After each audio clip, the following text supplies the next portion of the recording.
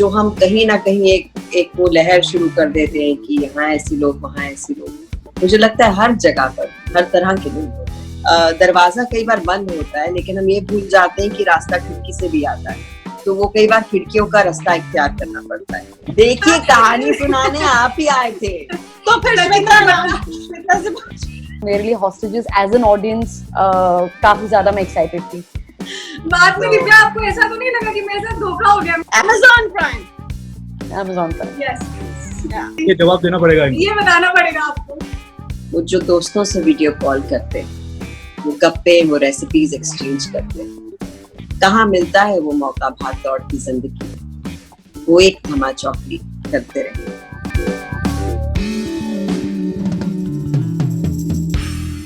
खेल पलटने वाला है, ये टैगलाइन है हॉटस्टार पर जो सीरीज अभी आ रही है हॉस्टेजेस की।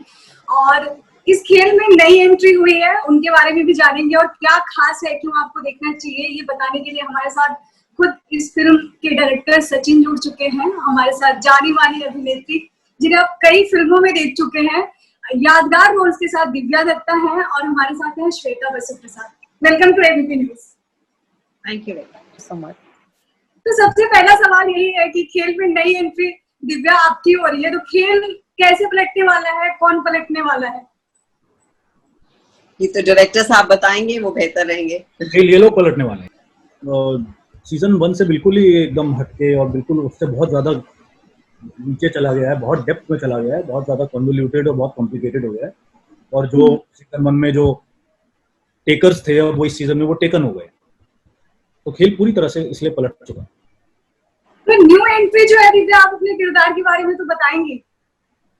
ट्रेलर में तो बहुत सस्पेंस है, थोड़ा सा हमने देखा है, तो हमें लग रहा है बहुत दमदार होने वाला है, बट आप कुछ अपने कैरेक्टर के बारे में बताइए। जी, किरदार का नाम आयशा खान है और वो नेगोशिएटर हैं, और उन्हें लाया गया है इस जॉब के लिए कि वो इस पूरे जो भी हो रहा है उसको मीडिएट करें। और इसकी खूबसूरती इसमें है कि जो बाकी लोग इसे नहीं समझ पा रहे हैं, वो एक फोन कॉल के जरिए या एक आवाज के जरिए, कुछ साइलेंस के जरिए वो गेज करती हैं कि आगे क्या होने वाला है और कैसे किया जाए।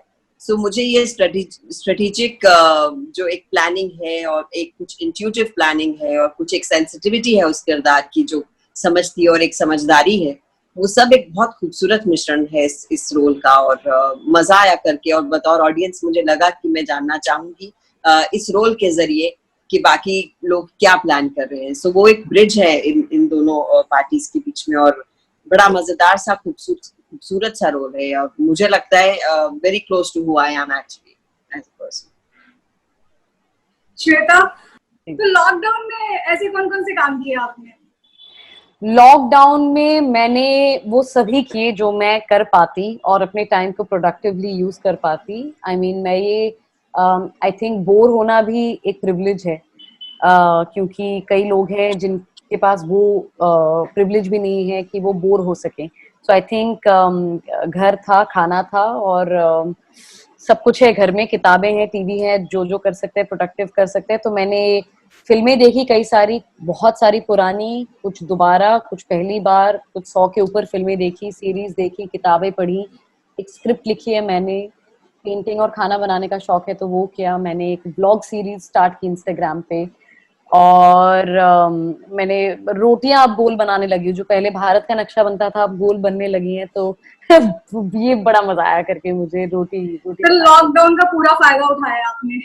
एब्सोल्युटली, मैं नहीं कह सकती कि मेरा लॉकडाउन वेस्ट हो गया। मुझे इनफैक्ट लगता है मैं एक नए वर्जन 2.0 पे निकली हूँ लॉकडाउन से।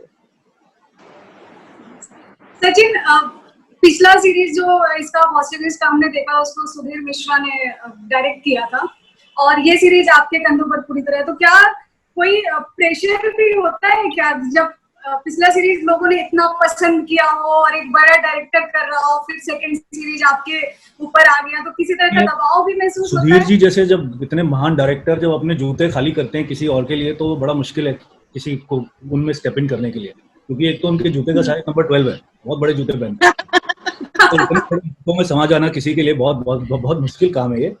तो बट मेरे साथ एडवांटेज ये कि सुधीर मेरे बहुत कार्मिक कनेक्शन है और हमने 6-7 शायद 7 फिल्में इकट्ठे बनाई हैं। और वो जो फिल्में बनाई हैं साथ में वो एज अ टीम बनाई है, not as a DOP director but as director associate director बनाई है हमने शुरू से लेकर अब तक। तो उनसे मेरा तालमेल जो था वो बहुत ही अच्छा था। सीजन 1 में भी हमने उसी तरह काम किया जिस तरह से हम फिल्में बनाते थे। तो इसलिए मुझे अगर और कोई भी होता मेरी जगह शायद, तो सुधीर जी का जाना और उनका आना, उनको कम से कम एक रात तो नींद नहीं आती, क्योंकि इतने अच्छे डायरेक्टर की जगह फिल करना सबके बस की बात नहीं होती। मैं ये कह रहा हूँ कि मतलब अगर मैंने उनकी क्षमता से 10% भी काम कर दिया हो तो मैं अपने आप को सक्सेसफुल मानूं। हाँ, काफी सालों से आप लोग साथ में काम कर रहे हैं और लोग भी, मैं सोशल मीडिया पर भी देख रही थी कि लोगों के मन में यही सवाल, और अधिकतर फिल्में भी आती है तो ये होता है कि पिछला अगर पार्ट 1 किसी बड़े डायरेक्टर ने किया है और सेकंड किसी को दे दिया गया है तो वो प्रेशर लोग भी फील करते हैं, जिसके ऊपर है वो तो करता ही है, बाहर भी लोग सोचते हैं कि कैसी सीरीज होगी। प्रेशर मुझे इसलिए नहीं हुआ क्योंकि हम, मेरे और सुधीर का सिनेमा जो है वो शुरू से एक रहा है। हम जिस तरीके से, हमारा जो नजरिया है, जो जिस तरह से कैरेक्टर्स देखते हैं, जिस तरह से कहानी कहने का एक अंदाज है, वो हम दोनों का शुरू से एक ही रहा है।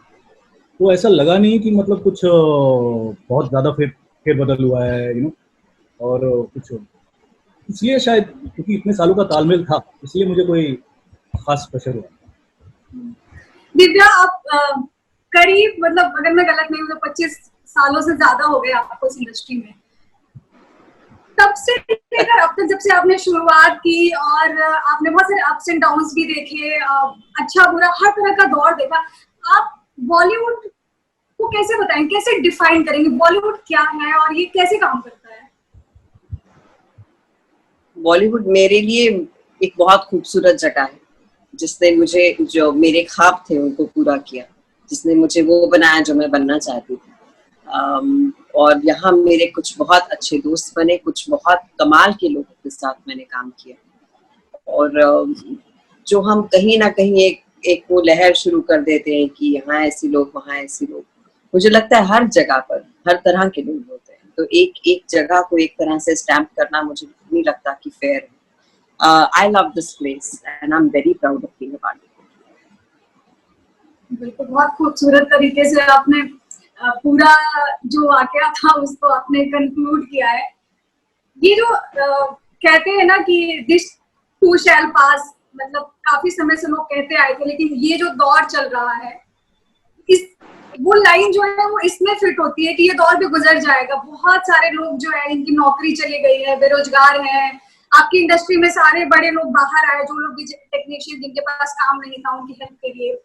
मैं आप तीनों से ये जानना चाहूंगी कि आपके पास इसके पहले भी बहुत सारे ऐसे मौके आए होंगे, हम सबकी जिंदगी में ऐसा होता है, हमारे पास कोई काम नहीं होता है, और क्या आपके पास कभी ऐसा मौका आया कि आपके पास कोई काम नहीं था, आपने खुद को उसमें कैसे मोटिवेट किया? ये सवाल इसलिए मैं आपसे कर रही हूँ कि वो लोग जो इस इंटरव्यू को देखेंगे और वो बेरोजगार हैं, वो डीमोटिवेटेड फील कर रहे हैं, उनको लग रहा है कि अब जिंदगी खत्म हो गई है, वो इससे मोटिवेशन थोड़ा सा ले सके कि हाँ ठीक है, बड़े स्टार्स के पास भी काम नहीं होता है और वो दौर निकल जाता है। मुझे तो लगता है कि अगर आपकी जिंदगी में एक ऐसा वक्त आए कि जब आप अपने आप को ऐसी एक सुरंग में पाएं जहां हाथ को हाथ ना सूझे, जहां ये ना दिखाई दे कि इसका एंड जो, इसका सिरा जो है इधर है या उधर है, आप उस वक्त 2 काम कर सकते हैं। एक तो ये कि हताश होकर वहीं बैठ जाए और ये मान के चले कि मेरी जिंदगी इस अंधेरी सुरंग के बीच में ऐसे ही, वही मेरा खासा है। दूसरा आप काम कर सकते हैं कि आप चलते रहे, चाहे गलत भी चल रहे, चाहे आप गलत सिरे की तरफ भी पहुंचे, उस गलत सिरे पे पहुंचे तो फिर मुड़ के चलते रहे। बट मेरा ये मानना है कि आपकी जिंदगी में कितना भी काला वक्त आए, कितना भी बुरा वक्त आए, आपके बस में एक ही चीज होती है, चलते रहना। और अगर आप चलते रहेंगे तो 100% गारंटी है कि आप एक ना एक दिन उस सुरंग की एंड में एक धीमी सी एक लाइट का एक वो देखेंगे, आप स्रोत देखेंगे जो आपको सुरंग से निकाल देगा। अगर आप चलेंगे नहीं, चलते ही नहीं रहेंगे, बैठ जाएंगे, गिर जाएंगे, तो आपकी स्टोरी वहीं खत्म। तो इसलिए चलते रहिए, कीप वॉकिंग। बेटा वेल मुझे क्या लगता है कि, अच्छा sorry, No, ma'am, please go ahead. No, carry on, sweetie, carry on. Well, मैंने तो अभी भी काम दोबारा शुरू किया, इसके पहले बाय चॉइस में काम नहीं कर रही थी पढ़ाई कंप्लीट करने के लिए, so I don't think I can actually give an answer to this because I have never really been out of work as such, but I think I would second back what Sachin sir said. Giving up is not an option. Nothing is permanent, सब temporary होता है, so just keep walking. I will just say हम खुशकिस्मत रहें कि काम हमेशा रहा, लेकिन अपनी तरह का काम ढूंढना अपने आप में एक जर्नी होती है, और वो हमेशा क्या होता है कि हम एक चीज देखते हैं कि हमें यही चाहिए और ऐसे ही चाहिए। दरवाजा कई बार बंद होता है, लेकिन हम ये भूल जाते हैं कि रास्ता खिड़की से भी आता है, तो वो कई बार खिड़कियों का रास्ता इख्तियार करना पड़ता है। तो जितने भी लोग इस वक्त, जैसा सचिन ने बहुत खूबसूरती से कहा कि चलते रहना, हम गिरते हैं हमेशा, और हर कोई गिरता है, ऐसा नहीं कि कोई गिरता नहीं, गिरते हैं, लेकिन संभलना भी हमारा ही काम है। सो चलते जाना चाहिए, अपने आप को, मुझे लगता है एक सिचुएशन से हमेशा एक्सेप्ट कर लेना चाहिए कि ये है, लेकिन उससे हताश नहीं होना चाहिए, कभी भी नहीं होना चाहिए, क्योंकि हर दिन एक जैसा नहीं होता। कहीं ना कहीं किसी ना किसी जगह खिड़की जरूर खुली होगी जो आपको वो रास्ता देगी जो आप बाहर जाना चाहते हैं। जिससे बिल्कुल सही कहा आपने। आप किताब लिखने वाली थी लॉकडाउन में? जी, लिख रही हूँ, अभी खत्म होने के आसपास ही है, लेकिन खत्म हुई नहीं है, चल रहा है वही। कुछ बताएंगे आप उसके बारे में? प्लीज, हमारे चैनल के इंटरव्यू में ही आपने बताया था, जब आपकी वो कविता बहुत पॉपुलर हो रही थी, एक टाइम में हम लोग घर में बैठे हुए थे, डिप्रेस हो रहे थे, तो आपने बहुत ही खूबसूरत कविता लिखी और कविता भी सुनाया था आपने। अगर आज भी आप 2 लाइन सुनाना चाहें, और फिर आपने बताया कि आप किताब लिखने वाली हैं, तो कुछ उसके बारे में बताइए। मेरी किताब मेरी फिल्म जर्नी पर है। बहुत सारे एक्सपीरियंसेस मिले हैं इस इंडस्ट्री में। जब आई थी एकदम बच्ची थी, बहुत कुछ सीखा यहाँ पर आकर, और आई थिंक हर रोज का एक्सपीरियंस आपको एक नया इंसान बनाता है, और बहुत सारे लोगों से आप ऐसे मिलते हैं जो आपको किसी ना किसी तरह से बहुत इम्पैक्ट करते हैं, आपकी पर्सनालिटी पर उसका बहुत असर होता है। कुछ ऐसी फिल्में करते हैं जो आपको एक बेहतर एक्टर बनाते हैं। तो ये सब चीजों का मिश्रण जो है वो इस किताब में होगा। उसका नाम तो अभी नहीं बता सकती, और but yes, trying to finish it now very soon. आप वो कविता 2 लाइन सुनाएंगी क्या?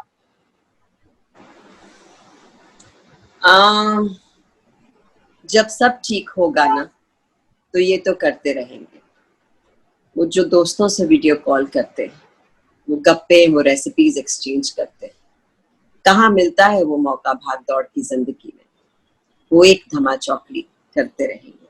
जब सब ठीक होगा ना, तो ये तो जरूर करते रहेंगे। अभी एक ही सुनाया है, बाकी फिर इंटरव्यू लंबा हो जाएगा। बहुत खूबसूरत है, और हमने पहले भी सुना है इसको, बट अभी क्या होता है लॉकडाउन के बाद, एक हमारे दिमाग में है कि आपने बहुत ही खूबसूरत लाइन लिखी थी, जब भी आपसे बात होगी तो जरूर सुनेंगे, ऐसी वाली बात होती है। अच्छा सचिन, मैं आपसे ना किसी भी डायरेक्टर से मैं जब बात करने जाती हूँ ना, तो मेरे मन में लगता है कि वो चीज मैं समझ लूं जो आम लोगों को नहीं पता होता है। ये जो OTT का बॉक्स ऑफिस या हिट या फ्लॉप वाला फॉर्मूला कैसे तय होता है? ये टेक्निकली कैसे तय होता है ये तो मालूम नहीं, मगर वर्ड ऑफ माउथ एक होता है, आपको रिस्पॉन्सेज आती हैं, आपको मैसेजेस आते हैं, रिव्यूज छपते हैं। अब टेक्निकली भी इसका एक तरीका है, वो नंबर ऑफ हिट्स देख के कोई वो आई थिंक अब तो कई एजेंसीज भी ऐसी हैं जो आपको बता सकती हैं कि कितने हिट्स आए और कितना इसका हुआ, कितना हिट हुआ, कितना फ्लॉप हुआ। मगर हम जैसे लोगों के पास ये खबर सिर्फ वर्ड ऑफ माउथ से पहुंचती है। जब लोग कहते हैं कि यार बड़ा मजा आया, बड़ा अच्छा लगा, ये हुआ, मैसेज आते हैं, फोन आते हैं, तो हमारे पास सिर्फ वही जरिया है ये जानने का कि कितना हिट हुआ, कितना चला या नहीं चला। तो मतलब आप एक चीज और भी तो OTT ने कर दिया कि फिल्में भी यही आ रही हैं, सीरीज भी यही आ रही है, वो बॉक्स ऑफिस वाला प्रेशर नहीं है कि 100 करोड़ है, 200 करोड़ है, या 50 है या 10 है। तो एक वो जो कंपटीशन वाला लेवल था वो खत्म हो गया है कि अब लोग तय करेंगे कि वो हिट होगी या फ्लॉप होगी। आपको नहीं लगता कि ऐसा होने से कहानियां बेहतर हो रही हैं? बिल्कुल, कंटेंट पे लोग ज्यादा फोकस कर रहे हैं। ना होने से कि मेरी अगर मैंने 20 करोड़ लगाए 70 करोड़ करेगी कि नहीं, मैंने 100 करोड़ लगाए तो 300 करोड़ करेगी कि नहीं। मुझे लगता है कि उससे क्या हुआ है कि कहानीकार जो हैं और जो निर्देशक हैं वो कहानी अपने तरीके से कह पा रहे हैं। वो कहानी, that story is not catering to the box office anymore. It's not subservient to the box office anymore, वो अपने तरीके से उसको कह पा रहे हैं। तो इसलिए कहानी जो है वो बेहतर हो रही है। जब लोग ऐसी बेहतर कहानियां देखने लगेंगे, उनको ये बेहतर कहानियां देखने की आदत हो जाएगी, उनको ये बेहतर कहानियां देखने की आदत होगी, तो वो बड़े स्क्रीन पे भी उल्टा सीधा देखना पसंद नहीं करेंगे, वो उसको रिजेक्ट करेंगे, जो कि चलता आया है काफी सालों से, यू नो। तो मुझे लगता है कि OTT ऐसी चीज है जिसने पूरी फिल्म मेकिंग की दुनिया को एक ऐसी एक शॉट इन दी आर्म दिया है कि इससे क्या होगा कि फिल्मों तक की कहानियां अब अच्छी होनी ही पड़ेगी। बिल्कुल। दिव्या, आप कुछ कहना चाहेंगी OTT ने जो ये बॉक्स ऑफिस का फासला खत्म कर दिया है उस पर, क्योंकि बहुत दबाव में सितारे रहते हैं कि पहले दिन फ्राइडे पर कितनी कमाई हो रही है, वीकेंड पर कितनी कमाई हो रही है। देखिए, वो वाला प्रेशर तो OTT पर भी है कि आपको कितना वर्ड ऑफ माउथ मिल रहा है, कितने लोग पसंद कर रहे हैं, कितने एक दूसरे को कह रहे हैं भाई वो वाला शो देख लो, वो वाली फिल्म देख लो।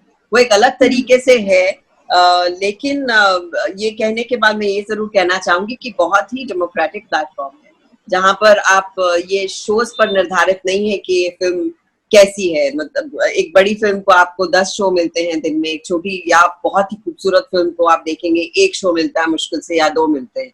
यहाँ पर सबको सेम टाइम है, जब आपको जो दबाना है बटन देखिए, जो प्लेटफॉर्म देखना है देखिए, जो देखना चाहते हैं देखिए, चाहे वो बड़े सितारे हों, अच्छे एक्टर्स हों, न्यू कमर्स हों, नई कहानी हो, कुछ भी हो, एक अलग तरह का एक्सपेरिमेंटल कुछ भी हो, सब एक साथ एक जगह आपको परोसा जाता है और आपकी चॉइस है कि आप क्या देखना चाहते हैं, क्या पसंद करते हैं, क्या अपने दोस्तों को कहते हैं देखने के लिए। सो एक जगह बहुत लेवल आउट हो गया है, जिससे जैसा सचिन ने कहा कि क्वालिटी को बहुत ज्यादा प्रोत्साहन मिलता है कि अब अच्छी चीजें आप देखेंगे, कितने सारे बेहतरीन एक्टर्स जो इतने साल थे यहाँ पर, जिन्हें ज्यादा आप देखेंगे कि they are the faces of lots of web shows, and उन्हें बहुत ज्यादा प्यार मिल रहा है, बहुत पसंद किया जा रहा है। तो ऐसा हम बड़े पर्दे पर शायद नहीं एक्सपेक्ट करते। So these are very good changes that are happening, very good for actors, very good for people who want to tell good stories. Shweta, आप कुछ कहना चाहेंगी इस पर? Well, I think it's very beautifully put by Sachin sir and Divya ma'am already, और मैं इस बात से बिल्कुल सहमत हूँ कि ये काफी डेमोक्रेटिक प्लेटफॉर्म है। I don't know anybody who's unemployed, चाहे एक्टर्स हो, टेक्नीशियंस हो, it's become a writer's medium now, क्योंकि आप जब किसी शो को पिच करते हैं आप साथ में 2-3 सीजन्स पिच करते हैं, so you definitely need writers for that, and characters अच्छे लिखे जा रहे हैं, जिसकी वजह से कई सारे एक्टर्स को जो छोटे छोटे रोल्स में कभी कभार दिखते थे वो एक्चुअली अब सडनली वायरल हो जाते हैं, उनके दे स्टार्ट ट्रेंडिंग। और ये हमने ड्यूरिंग लॉकडाउन भी देखा है, so many actors who started trending. मतलब हम ये सोचते थे कि इनको पहले कहाँ दिखा था, इनसे कहाँ मिले थे, वो वाला। So I think it's great, it's absolutely wonderful, it's a great time to be an actor.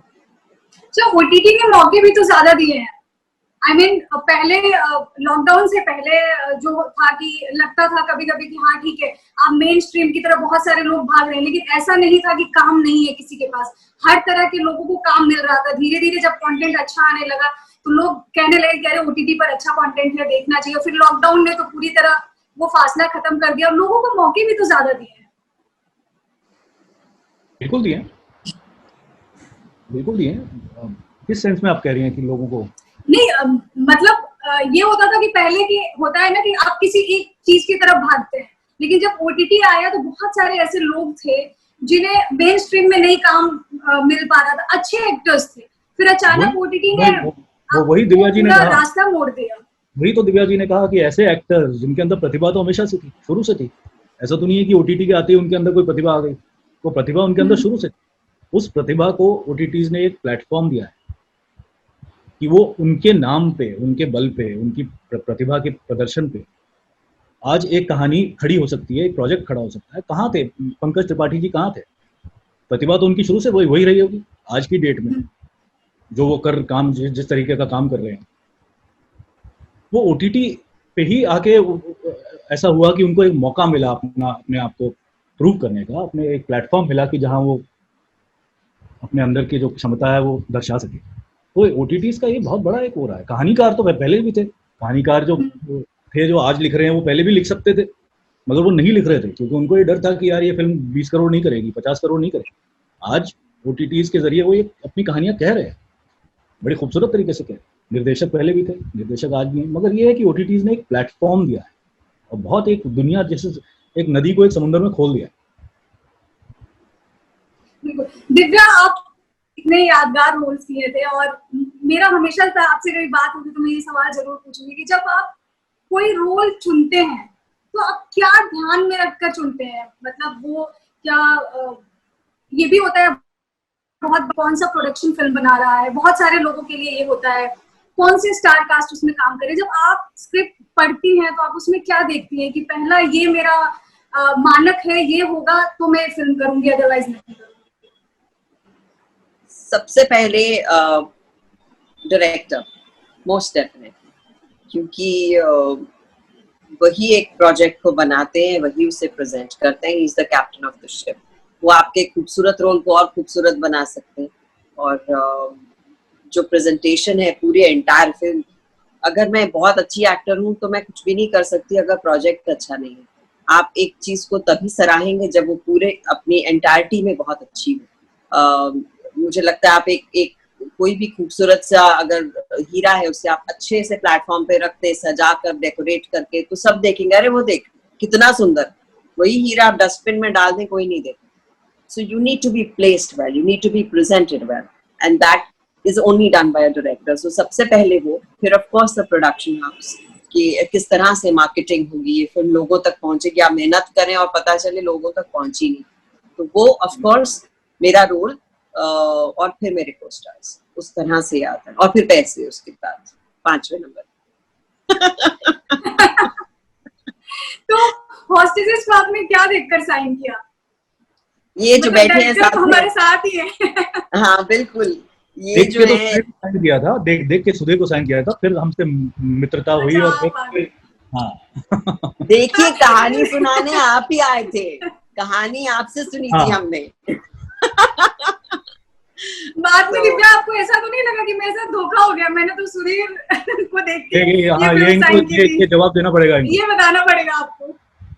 नहीं, बहुत ये एक ऐसा प्रोजेक्ट रहा है मेरे लिए जहां इतनी पॉजिटिविटी है, इतनी खूबसूरती थी आसपास लोगों के दिलों में कि कहीं पे भी चीटिंग का तो सवाल बहुत दूर दूर तक है। तो पहले से मालूम था कि सुधीर जी जो हैं वो रहेंगे और सचिन डायरेक्ट करेंगे।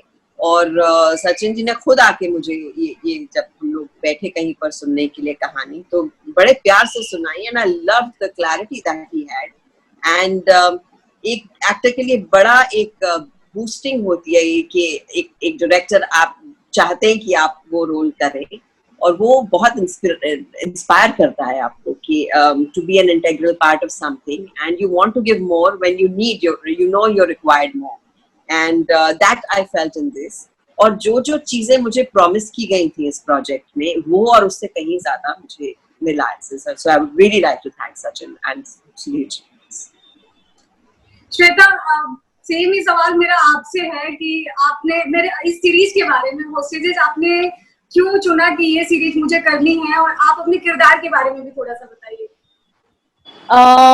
सीरीज मैंने हॉस्टेजेस 1 देखी थी और मैं बहुत बड़ी फैन हूँ हॉस्टेजेस 1 की, तो मैं बहुत एक्साइटेड थी कि हॉस्टेजेस 2 के Sachin he wanted me to play शिखा। और जब आपके डायरेक्टर चाहते हैं कि आप कोई रोल करें, I think I agree with Divya ma'am, it adds as an artist कि आप और भी ज्यादा बेटर करना चाहते हैं, और आप तो that was definitely an incentive. Character बहुत ही अच्छा था। मैं कोई भी I think project as an audience सबसे पहले सुन के समझ के हाँ या ना करती हूँ, और मेरे लिए हॉस्टेजेस एज एन ऑडियंस काफी ज्यादा मैं एक्साइटेड थी। मेरे किरदार का नाम है शिखा। ये एक इन्वेस्टिगेटिव ऑफिसर हैं इंटेलिजेंस में, एंड उनका किरदार जो है काफी डिलिजेंटली, ऑनेस्टली, लेकिन चूंकि वो एक लड़की है, यंग है और काफी हाई पोस्ट पे नहीं है, उसे कोई सीरियसली नहीं लेता है। सो आई थिंक शिखा का किरदार by itself is a statement where she is trying to do something good, work hard in a man's world, and maybe eventually proves people wrong. Okay, we hope कि हमें ये series जैसा पिछला season जो था वो हिट था, लोगों को बहुत ये सीरीज पसंद आई थी। ओटीटी की बात कर रहे हैं तो मेरा एक दो सवाल ऐसे फटाफट बताने हैं कि मैं सीरीज का नाम बताऊंगी, आप लोग ये बताएंगे किस OTT प्लेटफॉर्म पर है। हालांकि सब वैसे ही है कि ऑलमोस्ट याद होगा दिव्या का फेस देखिए। ओके नहीं, बहुत ज्यादा कुछ तो आप ही के प्लेटफॉर्म में जहाँ ये आ रही है, बट मैं बस नाम बताऊंगी, आप लोग बताओगे कि किस पर है। Criminal justice. क्या प्राइजेस दे रही है क्या? हॉटस्टार नहीं क्रिमिनल नहीं, जस्टिस हॉटस्टार। प्राइस अभी ऑनलाइन इंटरव्यू में क्या ही दे सकते हैं। तो फिर श्वेता से आज श्वेता ने बहुत सारी सीरीज देखी है। श्वेता आप बताओ, फैमिली मैन। इनको सब मालूम होगा। प्राइम। Very nice. और क्या था? बंदिश bandits. Prime. Amazon Prime. Amazon Prime. Yes, Yeah. Finally. चलो इसके आगे नहीं पूछती हूँ मैं, ठीक है। अब मैं आप लोगों से सबसे आखिर में ये जानना चाहती हूँ कि आप अपने फैंस को, जो इस सीरीज के फैंस है, जो आपके फैंस है, जो OTT के फैंस है, आप उनको आखिरी एक क्या मैसेज देना चाहेंगे कि उन्हें ये सीरीज क्यों देखनी चाहिए? सचिन? देखिए, क्योंकि आप लोग बहुत कठिन समय से गुजरे हैं और हम सबको एक रिलीफ चाहिए, हम सबको थोड़ी जेन्युइन एंटरटेनमेंट चाहिए, हम सबको थोड़ा उत्साह चाहिए जिंदगी में। और आप ये जब देखेंगे ये वाली सीरीज तो आपको सब कुछ मिलेगा और थोड़ा उससे कुछ ज्यादा भी मिलेगा। आप देखिए और अपने सब दुख दर्द भूल जाइए, और जब इसका लास्ट एपिसोड देखेंगे तो आपको ऐसा लगेगा कि जिंदगी अच्छी है। ये मार्केटिंग अच्छी है, लास्ट एपिसोड देखेंगे तो आप पहला देख के नहीं छोड़ सकते। श्वेता? वेल यही कहना चाहूंगी कि काफी एक्साइटमेंट है लोगों में, रिस्पांस काफी अच्छा मिला है, and I am not surprised कि रिस्पांस इतना अच्छा मिला है, बिकॉज जब आप एज एन आर्टिस्ट आप काम करते हो किसी प्रोजेक्ट पे, आपको एक वाइब आ जाती है हाउ यू आर वर्किंग। मेरे बहुत सारे फ्रेंड्स, कजिन्स, फैमिली मेंबर्स काफी excited that I am part of Hostages season 2, so excitement level बहुत ही high है, so thank you audience for giving such a positive amazing response to the trailer। और यही कहना चाहूंगी कि 9 सितंबर को Disney Plus Hotstar VIP पे रिलीज हो रही है Hostages 2 7 लैंग्वेजेस में, तो देखिए, it's gonna be crazier, it's a roller coaster ride, और पहले सीजन से खेल काफी बदल चुका है, so see you on 9 सितंबर। दिव्या? मेरे एक राइटर मित्र हैं, उनका एक फेसबुक पोस्ट पढ़ रही थी मैं, और उन्होंने बड़ा एक इंट्रोस्पेक्टिव पोस्ट लिखा कि भाई ये जब ऐसे सीरीज आते हैं जिनमें हम इतना इन्वेस्ट कर देते हैं, तो आपको लगता है एक किरदार भी आपके हैं, आप उनकी दुनिया में घुस गए हैं, और वो कुछ घंटे आप बिंज वॉच जब करते हैं तो वो कहीं और ले जाता है आपको, transports you to another world. और ये जो हमारी रियलिटीज हैं जिनमें हम रह रहे हैं, इससे कहीं ज्यादा मुख्तलिफ होता है और अच्छा लगता है उस दुनिया में रहना कुछ देर के लिए।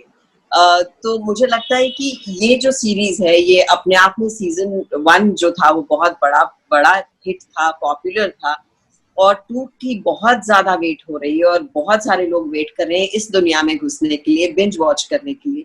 सो यू नो, ऑडियंस को कुछ पता होता है कि ये वाला शो तो पक्का देखना है, ये वाला शो तो पक्का देखना है, we already choose, and it feels really nice to hear लोगों से जो सुनने को आता है कि हॉस्टेजेस 2 का बहुत बेसब्री से इंतजार हो रहा है। सो तहे दिल से शुक्रिया इतने सारे प्यार के लिए, और आई एम श्योर हम आपके इस प्यार पर, आपकी उम्मीदों पर खरे उतरेंगे, और बस इसी तरह से प्यार देते रहें। ये शो मुझे लगता है कि पहले सीजन तो था ही बहुत खूबसूरत, ये और ज्यादा थ्रिल लेकर आएगा, और ज्यादा मजा लेकर आएगा, और आपकी दुनिया में और एक्साइटमेंट और ऑन द एज थ्रिल होगा। थैंक यू सो मच, आप लोगों ने बहुत खूबसूरत, बहुत अच्छी बातें कही लोगों से। आई होप ये सीजन जो है वो लोगों को और भी मजा आएगा देखकर। इस सीरीज के लिए आप सभी को बहुत बहुत शुभकामनाएं। Thank you. Thank you. ABP news आपको रखे आगे।